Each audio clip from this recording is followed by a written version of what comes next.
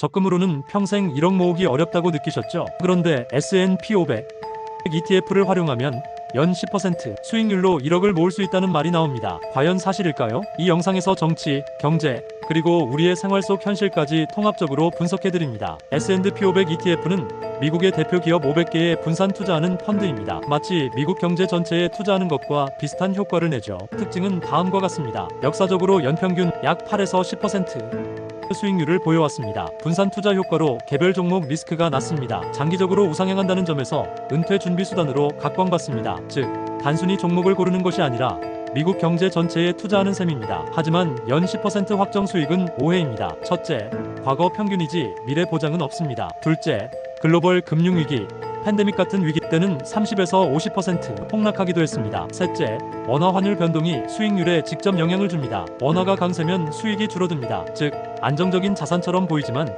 단기 변동성이 크다는 점은 반드시 유념해야 합니다. 정치적으로 ETF 수익률은 국가 간 관계와 정책에 크게 좌우됩니다. 미국 금리 정책이 바뀌면 ETF 수익률도 크게 출렁입니다. 미중 갈등, 글로벌 무역 정책은 기업 실적에 직격탄을 줍니다. 한국의 세제 정책 또한 직접적으로 영향을 줍니다. ETF 투자가 단순한 금융 상품을 넘어 국제 정치 리스크와 연결되어 있다는 점을 알아야 합니다. 경제적으로 보면 ETF는 강력한 장기 투자 수단이지만 기회비용도 있습니다. 지금처럼 고금리 시대에는 예적금 금리도 높아져 ETF와 경쟁합니다. 인플레이션이 심해지면 실질 수익률이 줄어듭니다. 또한 한국 투자자에게는 환차손이 가장 큰 변수입니다. 즉, 무조건 ETF가 답이라는 식의 접근보다는 전체 자산, 포트폴리오 안에서 균형 있게 배치해야 합니다. 생활 속 영향, 사회생활 관점에서 보면 ETF는 누구에게나 접근 가능한 상품입니다. 특히 40, 50, 60세대는 은퇴 준비 수단으로 각광받습니다. 적금식으로 매달 일정 금액을 넣으면 큰 돈이 없어도 자산을 축적할 수 있습니다. 하지만 생활비 여유가 없는 가구는 단기 변동성으로 인해